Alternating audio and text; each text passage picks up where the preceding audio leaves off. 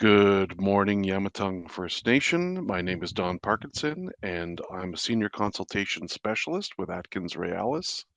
Today we are continuing our series of Webequie Supply Road virtual community meetings with specific communities as our project moves through consultation round 3 of the environmental assessment phase.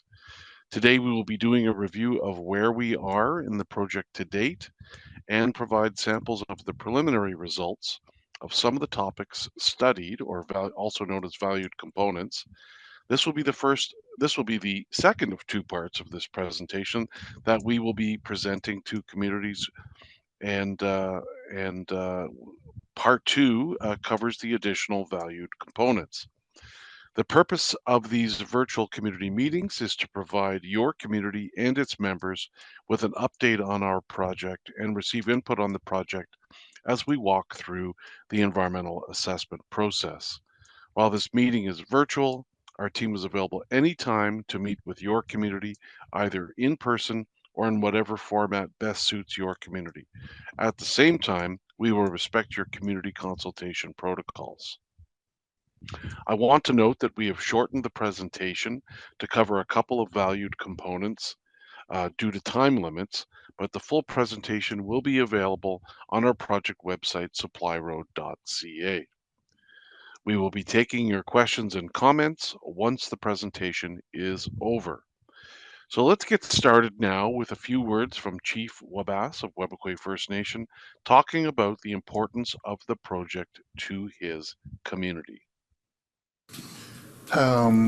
Webequie has a vision, for their community, and we're looking for ways to how to, prosper our community, and also to find or address some of the challenges that we have in our community. So we look into economic development, and we look into what's out there that can help us, become a community a vibrant community that, that is prospering from using the lands and resources. And one of the things that we're doing is that we're looking at some potential economic development opportunities, including, developing a road to potential sites in mineral development. So we are, exploring opportunities for our community, and also looking at our future generation as well too. We like to see, be able to have, opportunities for our future generation, so they can, live, a good life and a healthy life, and hopefully with the opportunities that we're looking at, it will generate job opportunities and also bring in a good infrastructure for our community. Our thanks to Chief Wabass for his thoughtful comments on the importance of the Webequie Supply Road project to his community. Let's move now to the presentation, part two of the preliminary results of the valued components, or VCs.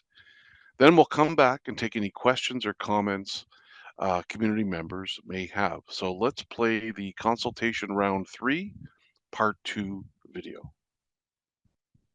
Welcome to round 3 of the WSR environmental assessment phase.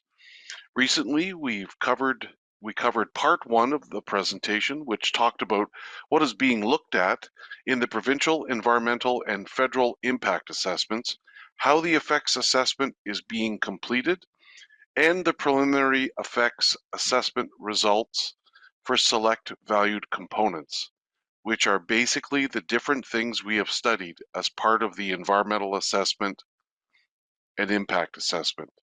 Today, we will be covering part 2, in which we continue to go over the preliminary results of effects assessment for select valued components, and we'll also cover cumulative effects, which are the leftover effects of this project combined with others from the past, present, and future.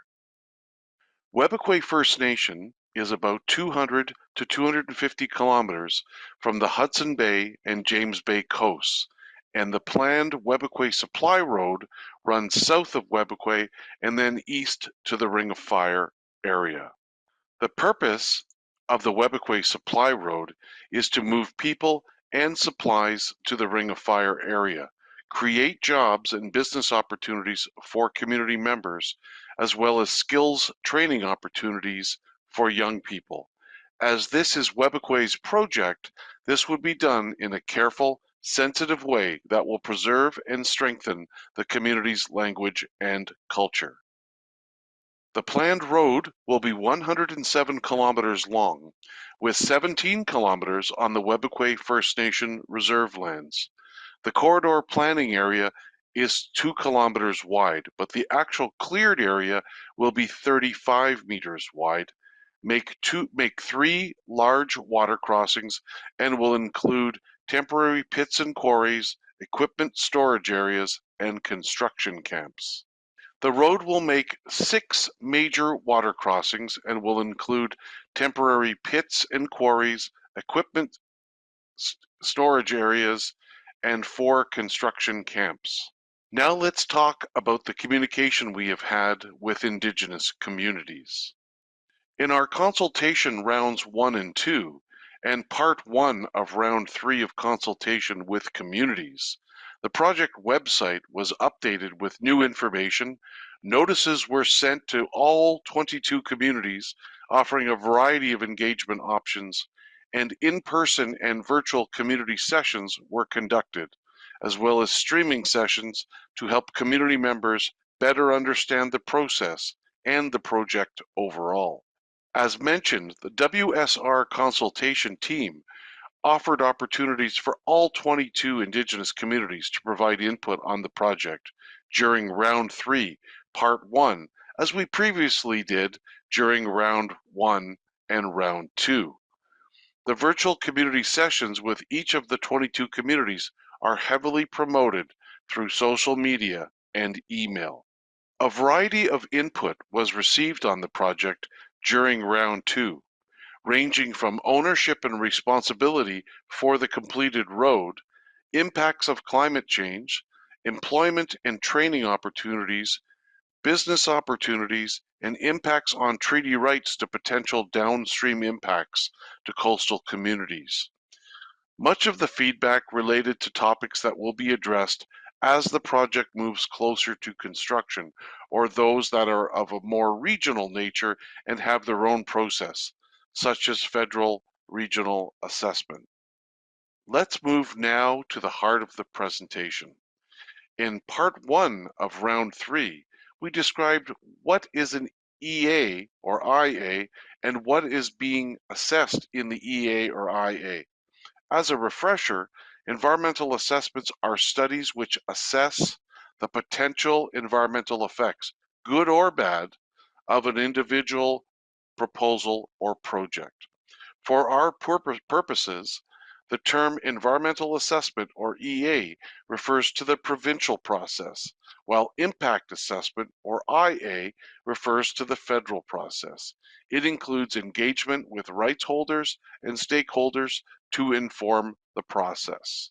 As we have mentioned before, valued components, or VCs, are what has been identified by community members, the general public, and technical experts as required for study in the environmental assessment or impact assessment. In part 1, we looked at the project's effect on some select valued components. Today, in part 2, we are looking at the project's effect on some other select VCs and other effects such as accidents or spills. Before we go further, let's review some key terms. Valued components, or VCs, are what are to be studied in the EA and IA. Indicators are the ways to measure potential effects for VCs. Temporal boundaries is the timeline for assessment, and spatial boundaries are the geographic areas for assessment. Now we are going to talk about how the effects assessment is done. Engagement and consultation, as well as Indigenous knowledge, land, and resource use, feeds into the effects assessment steps, including identifying what will be studied, defining boundaries, identifying possible effects and which are left over after mitigation, then looking at all the effects together, then identifying follow-up and monitoring and overall advantages and disadvantages of the project. We have received a lot of IKLRU information so far, including the purpose of traditional ceremonies, reliance on country foods, and climate change impacts. Existing or baseline conditions for each of the VCs are described through background research, engagement and consultation, and field studies. For each VC, we look at potential effects and pathways, how it happens, the route followed. For example, grading or reshaping the land as part of the project usually hardens the ground, making it harder for rain to get into the soil and lowering groundwater levels. Mitigation can be done in different ways. Elimination of effects, reduction and control of effects and offsets, where improvements can be made elsewhere to improve fish habitat, for example. When we describe the net or leftover effects, we talk about the direction of the changes, positive or negative, the amount of change, the area impacted by the effect, when the effect will occur, how long the effect will be, how often it will occur, the social or cultural effect, whether the effect will be permanent, and how likely the effect is to occur. We determine how significant net or leftover effects using a number of methods, such as scientific experts working with community members, assessing risk ranking, or weighing effects, as well as the professional judgment of experts using their knowledge and experience. Let's move now to talk about preliminary results of effects assessment for select valued components. While we will focus on vegetation, which includes peatlands, wildlife, Aboriginal and treaty rights and interests for this presentation, due to limited time, the full version of this presentation that is available on the website will include preliminary results for social and economic, cultural heritage and archaeology, and human health and country foods. Possible impacts on vegetation could include changes in the variety or number of vegetation species through removal of some vegetation species that are rare or are important to community members and introduction of other species not from the area. We plan to mark and protect sensitive areas, including rare vegetation communities, as well as use lower impact vegetation clearing equipment.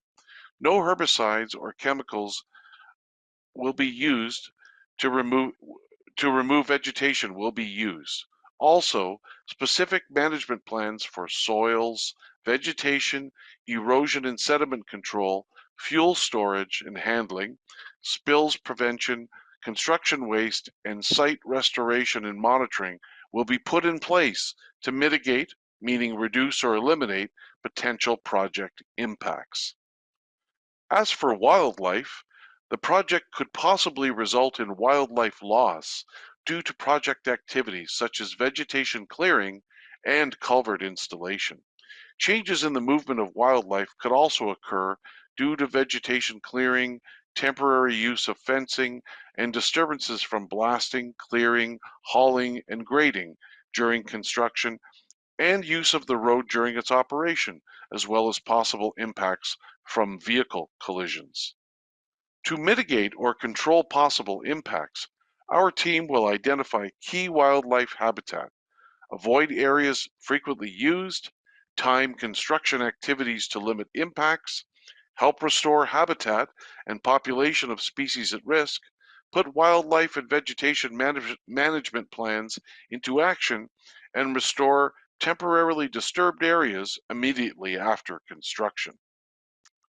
In terms of the social environment, the project could possibly result in population changes, meaning actual numbers of people and mix of people, increased demand for housing and community services, increased load on community infrastructure, and possible changes to well-being. Positive effects could include fewer people leaving the community due to more economic opportunities available in community and improvements in the overall education and skill level of community members. To limit possible impacts on the social environment, cultural awareness training will be conducted for outside workers. Temporary construction camps will be used, training programs will be provided, improvements to healthcare facilities and services will be made, the number of outside workers will be limited, and air transportation will be used to limit impacts on community infrastructure. In terms of potential impacts on community members and the ability to exercise Aboriginal and treaty rights, the project could potentially impact access to lands and resources for traditional activities, change plants and animals, change harvesting areas, as well as impact the quality and type as well as availability of culturally important areas. To limit the impacts on community members and the exercise of their Aboriginal and treaty rights, we plan to continue to consult with community members to identify how to minimize or avoid impacts, avoid key traditional use areas, restore disturbed areas as quickly as possible, and use Indigenous knowledge, land and resources use information in not only the EA and IA, but also project development, planning, and design. Cumulative effects are the net effects of the project, combined with the net effects of other past, present, and future projects. It recognizes that the project does not sit alone in terms of impacts.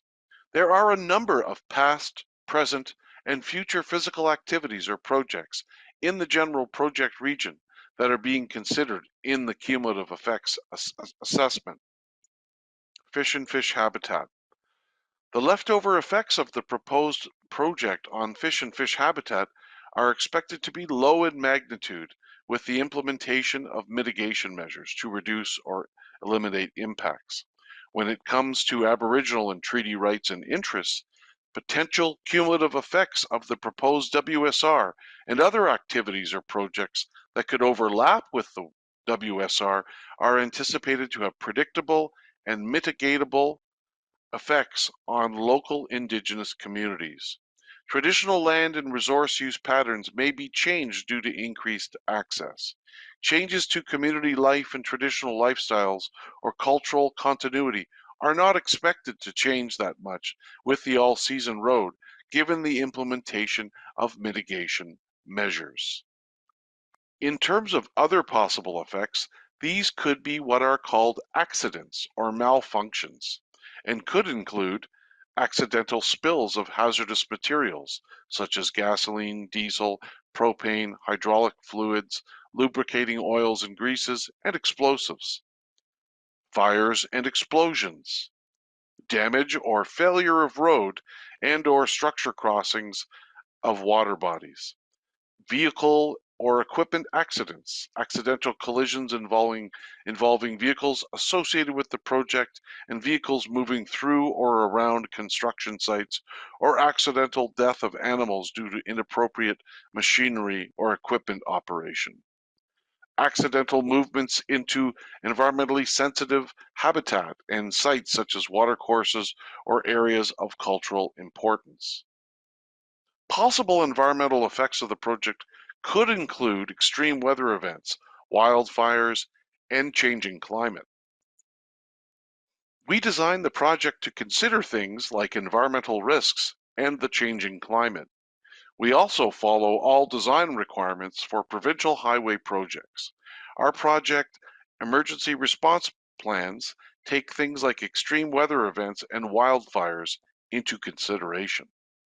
The project's EA or IA is required to include a description of the extent to which the effects of the project hinder or contribute to the Government of Canada's ability to meet its environmental obligations and its commitments in respect to climate change.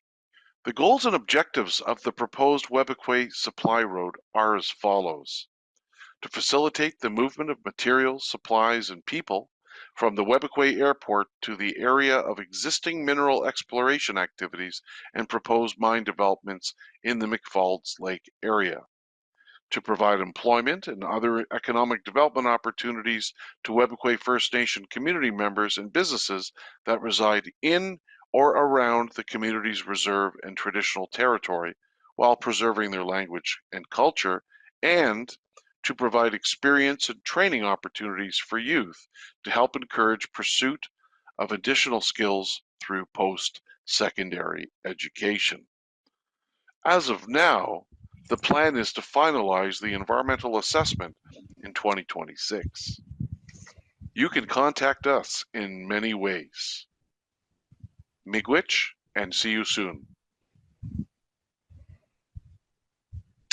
Welcome back, everyone, and let's open the floor now to see if we have any questions. And looking around here, it doesn't appear that we do. So with that, that wraps up today's virtual community meeting. A miigwech to everyone for joining us. We hope it was helpful, and please feel free to reach out and contact our project team with any questions or comments that you may have. The project website is supplyroad.ca. Please join us again for very soon, and we'll talk again in a few weeks. Miigwech, and see you soon.